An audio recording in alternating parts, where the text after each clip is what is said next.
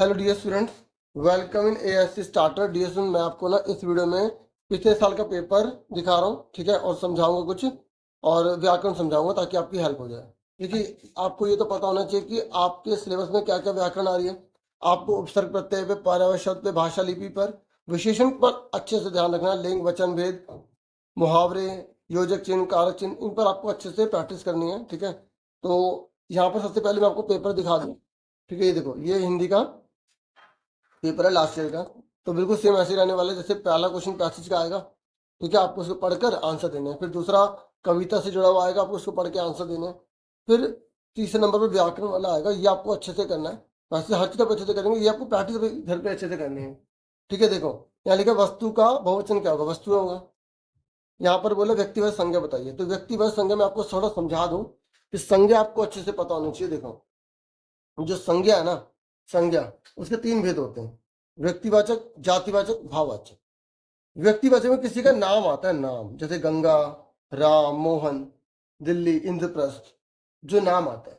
और जातिवाचक में उसकी जैसे बहुत सारी चीजें होती है, ठीक है। जैसे नदी होगी तो बहुत सारी नदियां हो गई, ठीक है। ऐसे ही यहाँ पर बालक है तो बहुत सारे बालक हो गए, ठीक है। पशु है तो बहुत सारे जानवर हो गए।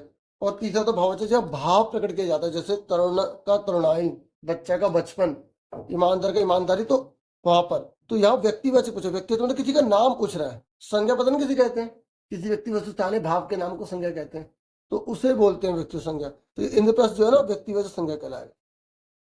फिर कह रहा है विलोम शब्द। देखो, आपको विलोम शब्द की प्रैक्टिस करनी है। आदर का अनादर होता है, अच्छा का बुरा होता है। अब कई बच्चों को ना कंफ्यूजन होती है कि विलोम शब्द और लिंग बदल में। देखो, लिंग बदल में ना जेंडर का होता है चेंज होना, ठीक है। जैसे अगर मैं बोलूं सम्राट, सम्राट का क्या हो जाएगा, सम्रागी। ये क्या है, ये चेंज द जेंडर है, लिंग बदलो है, ठीक है। अच्छा का बुरा, ठीक है, आगे का पीछे, वो क्या है, विलोम शब्द है। तो विलोम शब्द लिंग बदलो में थोड़ा ध्यान रखना, ठीक है। बेटा का बेटी, ये क्या है, लिंग बदलो है, ठीक है। ऊपर का नीचे क्या है, विलोम शब्द है। फिर आपको विशेषण पर ज्यादा ध्यान देना बच्चों, क्योंकि विशेषण बहुत टफ पूछेगा और डीपली पूछेगा। कई बच्चों को इसके बारे में पूरा ज्ञान नहीं होता विशेषण के बारे में। तो मैं आपको विशेषण के बारे में थोड़ी अच्छी से नॉलेज दे दूं। देखो मेरी बात सुनो, विशेषण के 4 भेद होते हैं, ये आपको याद रखना। सर्वनाम के 6 भेद होते हैं, ये आपको याद रखने हैं। संज्ञा के 3 भेद होते हैं, आपको याद रखना है, ठीक है। क्योंकि आपसे ये भी पूछ सकता है ना कि कितने कितने भेद होते हैं। 4 भेद होते हैं किसके, विशेषण के, ठीक है। अभी हम बात कर रहे हैं किसकी, विशेषण की बात कर रहे हैं। सबसे पहले तो पता होना चाहिए विशेषण कहते किसे हैं। जो शब्द संज्ञा और सर्वनाम की विशेषता बताते हैं ना, जो शब्द संज्ञा और सर्वनाम की विशेषता बताते हैं उसे विशेषण कहते हैं। और एक होता है प्रविशेषण। पता है प्रविशेषण किसे कहते हैं, जो विशेषण की विशेषता बताते हैं।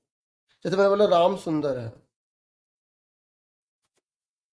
तो ये सुंदर क्या कहलाएगा, विशेषण कहलाएगा, ठीक है। क्या कहलाएगा, क्योंकि राम की विशेषता बता रहा है ना। लेकिन अगर मैं बोलूं राम बहुत सुंदर है, तो सुंदर की विशेषता क्या, बहुत। विशेषण की जब विशेषता बताते हैं तो उसे प्रविशेषण कहते हैं, ठीक है।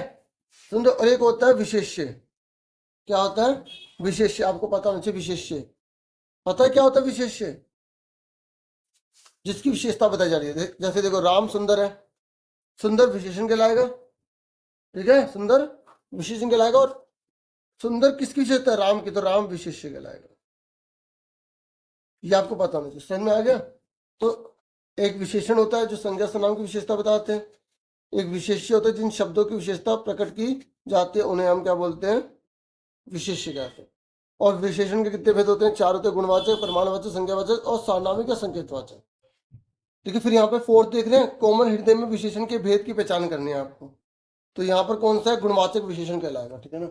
तो आपको विशेषण के पता होने चाहिए कितने भेद होते हैं। टोटल विशेषण के 4 भेद होते हैं, सर्वनाम के 6 होते हैं, संज्ञा के 3 भेद होते हैं। ये आप अच्छे से करना, ठीक है। और सबके एग्जाम्पल आपको अच्छे से पता होना चाहिए, ठीक है। उसके बाद फिर 4th नंबर पर आपकी बुक में से पैसेज आएगी। फिर आप देखेंगे पैसेज को पढ़ के आपको इसके आंसर देने हैं। फिर आपकी बुक में से कविता आएगी, कविता को पढ़ के आपको इसके आंसर देने हैं,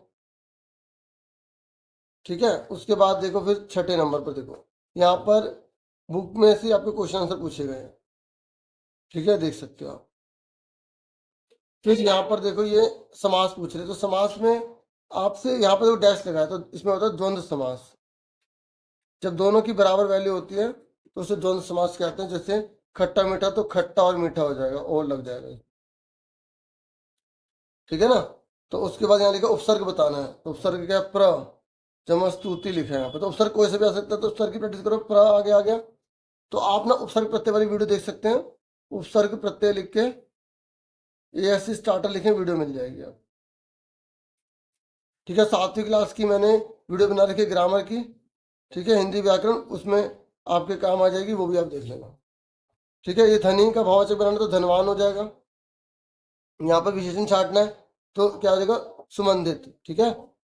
फिर आपके बुक में से क्वेश्चन आएंगे, देख लो कैसे कैसे क्वेश्चन आए हैं, फिर ये आपको प्रैक्टिस करनी है, ठीक है। 7 चैप्टर पढ़ोगे तो आप बना बना के लिख दोगे, ये देखो। फिर ये देखो, यहाँ पर एक विषय पर आपको लिखना है, हो सके तो इसके 3 पार्ट में बता देना। पहले आप इंट्रोडक्शन लिख देना, फिर इसके बारे में, फिर लास्ट में उपसंहार, मतलब आप इसमें क्या शिक्षा देना चाहते हैं, ठीक है, क्या बताना चाहते हैं वो बता सकते हो। तो 3 पार्ट में कोई सा भी एक करना है, छोड़ के बताना। फिर ये पत्र देखिए, विशेषण अगर आपसे पूछेंगे तो आप बता देना, संज्ञा और सर्वनाम की विशेषता बताने वाले शब्दों को विशेषण कहते हैं, ठीक है। विशेषण के 4 भेद होते हैं, गुणवाचक विशेषण, संख्यावाचक विशेषण, परिमाणवाचक विशेषण, सारनाम्य विशेषण।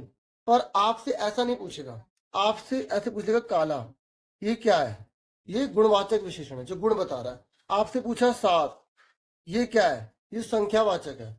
आपसे पूछा थोड़ा, या मात्रा बताई जाती है, थोड़ा, ज्यादा, कम, ठीक है। तो इस तरीके के जो होते हैं उन्हें बोलते हैं परिमाणवाचक विशेषण। और सारनामिक विशेषण सबसे इंपॉर्टेंट है।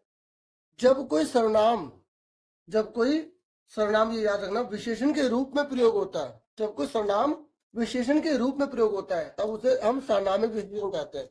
जैसे मैंने बोला कि वह लड़का बहुत सुंदर है, तो जो लड़का ना, लड़का, उस वो वह जो यूज हुआ है वो क्या कहलाएगा, ये वह क्या कहलाएगा, सारनामिक विशेषण कहलाएगा। क्योंकि इस लड़के की विशेषता होती है कि लड़का जो है ना, ये वो वह वाला है, वह लड़का बहुत सुंदर है, या वह लड़का बहुत सुंदर है, जो भी हम एग्जांपल दे सकते हैं। तो यहाँ पर बच्चे वह लिखा है ना, तो इसे सर्वनाम बोल देते हैं, ये सारनामिक विशेषण, क्योंकि वह लड़के की बात हो रही है। समझ में आ गई। तो ऐसी और एग्जांपल आपको बताता हूँ, वे बच्चे बहुत शरारती हैं, वे बच्चे, तो ये जो है ना, ये बच्चे के लिए बता रहा, वे बच्चे। तो जब कोई सर्वनाम विशेषण की तरह यूज होता है ना, तो उसको हम क्या बोलते हैं, सारनामिक विशेषण कहते हैं। तो गुणवाचक में क्या होता है, गुण बताए जाते हैं, जैसे मीठा, खट्टा, भला, ठीक है। और संख्यावाचक में जो गिनती बताई जाती है, परिमाणवाचक में जो मात्रा बताई जाती है, मात्रा मतलब एग्जैक्ट नंबर नहीं होता, लेकिन लगता है कि वो संख्या जैसे ही है। जैसे आपसे बोला थोड़ा दूध देना, ठीक है, तो थोड़ा क्या कहलाएगा, वो परिमाणवाचक विशेषण कहलाएगा। और सारनामिक क्या होगा, जब कोई सर्वनाम विशेषण की तरह काम करे, ठीक है। तो ये आपकी इसमें मैंने विशेषण की हेल्प कर दी। अब हम आगे देखते हैं। देखिए पैसेज वगैरह तो आप कर ही लेंगे, अच्छे से पढ़ के करना, मैंने आपको सैम्पल पेपर में समझा ही दिया था, मतलब जो पिछले साल का पेपर करवाया था उस समय सैम्पल पेपर की तरह ही लेंगे हम, ठीक है। अब आ जाओ सर्वनाम, ठीक है, सर्वनाम को देख लेते हैं। यहाँ 5वीं 6वीं 7वीं सब में लिखा है। तो सर्वनाम के भेद आपको करने हैं, ठीक है, और भेद के अनुसार उसको आपको बांटने को आ सकता है। कि बताओ कि जैसे मेरा है वो किस में आएगा, ठीक है, तो हमें इस पर ध्यान देना, ठीक है ना। तो अब सर्वनाम देख लेते हैं अच्छे से। देखिए सर्वनाम, संज्ञा के स्थान पर प्रयोग होने वाले शब्दों को सर्वनाम कहते हैं। सर्वनाम के 6 भेद होते हैं। जैसे अगर आपसे एग्जाम में पूछेगा ना विशेषण के कितने भेद होते हैं, तो 4 होते हैं। सर्वनाम के कितने होते हैं, 6। सर्वनाम में ना पहला होता है पुरुषवाचक। पहला कौन सा होता है, पुरुषवाचक। पुरुषवाचक में उत्तम पुरुष, मध्यम पुरुष, अन्य पुरुष। तो उत्तम पुरुष में हम आते हैं, मैं, मेरा, मुझसे जुड़ा हुआ।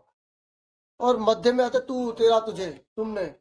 और अन्य पुरुष में वह, वे, उन्हें, थर्ड पर्सन, ठीक है ना। ये होता है first person, second person, third person, ठीक है ना। इंग्लिश में पढ़ा होगा ना वही। निश्चयवाचक में जब निश्चित बात हो, मेरी चादर वह है, निश्चित है ना, ऐसे।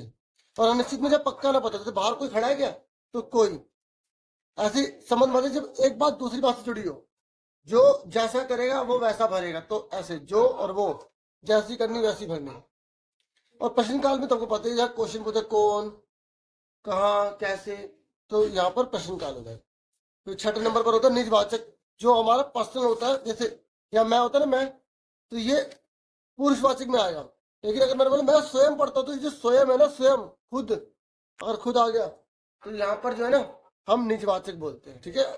फिर लिंग बदलो पे आ जाओ, राजा रानी, सम्राट सम्राज्ञी, विद्वान विदुषी, ठीक है, बड़ी की मात्रा है। उसके बाद छात्रा छात्र या छात्र छात्रा, ठीक है। आचार्य का आचार्य, चिड़ा का चिड़िया, नाना का नानी, सिख का सिखनी, नेता का नेत्री, अभिनेता का अभिनेत्री, सिंह का सिंगनी, शक्तिवान का शक्तिमती, सेठ का सेठानी। ऐसे ही बहुत सारे होते हैं, घोड़ा घोड़ी, मामा मामी, जूता जूती, ठीक है। और बूढ़ा बूढ़ी, चूहा चूहिया, लोटा लुटिया, गुणवान गुणवती, ठीक है, ये अगर नहीं है।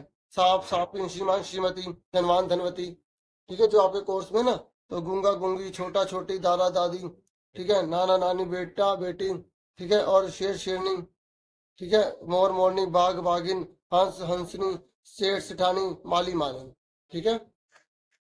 देखो वचन बदलो तो आपको अच्छे से आते होंगे, आंख आंखें, रात रातें, है ना। ये बहुवचन में बिंदी लगानी पड़ती है यहाँ पर, ठीक है, ये याद रखना। बहन बहने, घोड़ा घोड़े, नाला नाले, गाय गाय, ठीक है, पुस्तक पुस्तकें, पंखा पंखे। यहाँ बिंदी तो लगाना बहुवचन की, ठीक है। ठेला ठेले, तो ये आप अच्छे से जानती हो, वचन बदलो भी आपको पता ही है अच्छे से।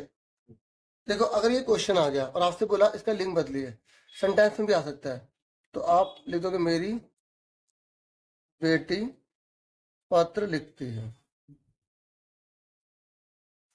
बस ऐसे। और अगर उसने बोला बहुवचन बनाइए, तो मेरा की जगह देखो मेरे, अगर वचन बदलना, मेरे बेटे, ठीक है, पत्र लिखते हैं, पत्र लिखते। और यहाँ पे ना बहुवचन लगाना पड़ेगा, यहाँ बिंदी लगाना, जब बहुवचन होता है बिंदी लगाई जाती है, ये याद रखना इस बात, ठीक है। ये हो गया वचन बदलो और ये हो गया लिंग बदलो, क्लियर हो गया। ऐसे में भी दे सकता, आप कर लोगे ना अच्छे से, ठीक है। उसके बाद है विराम चिन्ह।